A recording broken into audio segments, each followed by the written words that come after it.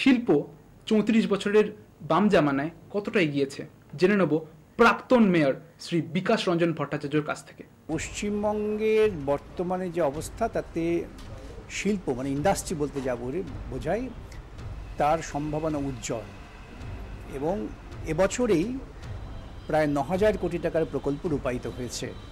কিন্তু এখানে স্বাধীনতার পর শিল্প উন্নয়ন পিছিয়ে ছিল।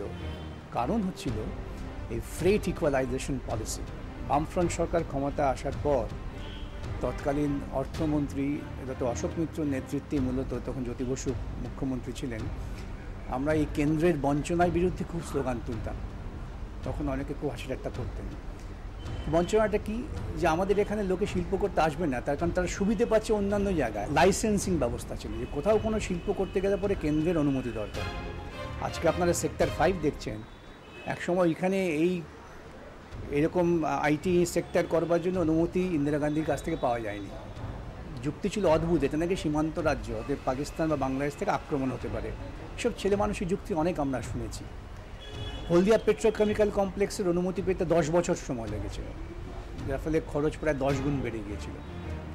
পাশাপাশি দেখবেন অনেক পুরনো কারখানা বন্ধ হয়ে যেতে শুরু করলো। বিরোধীরা এই কথাগুলো বলেন 56,000 কারখানা বন্ধ কেন, তো বলেন বোকার মতো। পৃথিবীর সব দেশেই পুরনো আমলের যে শিল্প তার সময়ের সঙ্গে পরিবর্তনের সঙ্গে সঙ্গে কিন্তু চালু থাকে না, বদলে যায়, বন্ধ হয়ে যায়। এখন এইভাবে যখন আমাদের শিল্পের প্রচুর সম্ভাবনা তৈরি হতে শুরু করলো, তখন বিরোধী পক্ষরা, জানি না কার প্ররোচনায়, আগামী দিনে হয়তো ঐতিহাসিকেরা খুঁজে বার করবেন, তারা বাধা সৃষ্টি করলেন প্রথম নন্দীগ্রামে।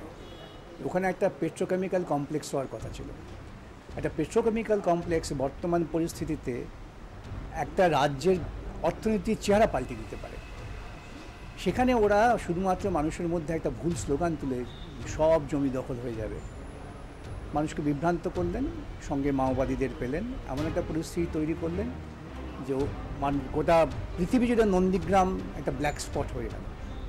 তারপর আরও মারাত্মক তারা কাণ্ড করলেন, সেটা হচ্ছে সিঙ্গুর, যেখানে একটা অটোমোবাইল ইন্ডাস্ট্রি, যেটাকে বলা হয় industry of the present day, ওইখানে একটা অটোমোবাইল ইন্ডাস্ট্রি যদি হতো তাহলে শুধু ওই হুগলি না, আশেপাশের সমস্ত জেলার চেহারা পরিবর্তন হয়ে যেত। কারখানার কাজ প্রায় 90% শেষ হয়ে গেছে। তারপর সেখানে তারা হামলা শুরু করলেন, নিছক হামলা। যারা বাইরের থেকে টেকনিক্যাল এক্সপার্ট এসেছিলেন তাদের দিকে কলার ধরে নামিয়ে এসে থাপ্পড় মারা। কাল থেকে অগণতান্ত্রিক বললে তো নরম কথা বলা হলো, নিছক গুন্ডামি। যার ফলে টাটার মতো শিল্পপতি, তার তো কোনো শিল্প করার দায় পড়েনি পশ্চিমবঙ্গে, শুধু তিনি গুটিয়ে নিলেন। এবং কেন করা হয়েছিল এখন বুঝতে পারি, কেন সরার সঙ্গে সঙ্গে প্রস্তাবটা লুফে নিলেন গুজরাটের মোদি। ব্যাপারটা না সবটাই সেই চিত্রনাট্যটা আগে থেকে সাজানো ছিল মনে হচ্ছে। তা না হলে যেই মুহূর্তে টাটা বললেন সেই মুহূর্তে সঙ্গে সঙ্গে মোদি ওখান থেকে তাকে সুযোগ করে দিলেন।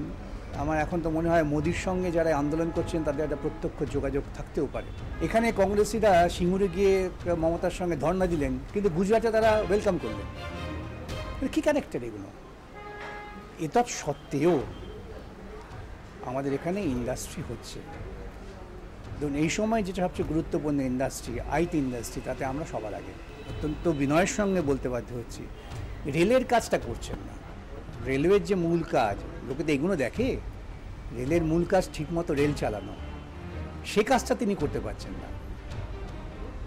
এখন যে সমস্ত পত্রপত্রিকা ওকে খুব তোল্লা দিতেন, তারাও লিখতে বাধ্য হচ্ছেন যে মেট্রো রেল কলকাতা শহরের গর্ব ছিল, আজকে সেই মেট্রো রেল কলকাতা শহরের কলঙ্ক হয়ে গেছে। এই ওর 2-3 বছরের আমলে তিনি বলছেন সব জায়গায় কারখানা করবেন, উনি নাকি সব জায়গায় শুধু রেলে কোচ ফ্যাক্টরি করবেন, আবার বিদেশের সঙ্গে কোচ আনবার জন্য উনি চুক্তিবদ্ধ হচ্ছেন। এই ধরনের দ্বিচারিতা কিন্তু শিল্পপতিরা বোঝেন। উনি যদি ভাবেন যে ওরা বুঝছেন না, তা নয়। আর কতগুলো তিনি কোচ ফ্যাক্টরি করবেন। মিথ্যের জোয়ারে ভাসতে ভালোবাসেন, মিথ্যা কথা দিয়ে মানুষকে ভোলাতে চান। কী যুক্তি থাকতে পারে আমি রাজ্যের মন্ত্রীর সঙ্গে বৈঠক করব না? কী যুক্তি থাকতে পারে যে কেন্দ্রীয় সরকারের প্রকল্প পশ্চিমবঙ্গে হলে পরে পশ্চিমবঙ্গের মুখ্যমন্ত্রীকে ডাকবো না? আমি মানুষকে বলবো, আপনারা সচেতন থাকুন, আপনারা নিজেরা দেখুন আপনাদের অভিজ্ঞতার ভিত্তিতে, এবং এদের কাছ থেকে কাজ আদায় করতে গেলে আপনাদের প্রতিনিয়ত আন্দোলনের পথেই যেতে হবে। শুধুমাত্র ভালো করবেন এই আশায় বসে থাকলে হবে না।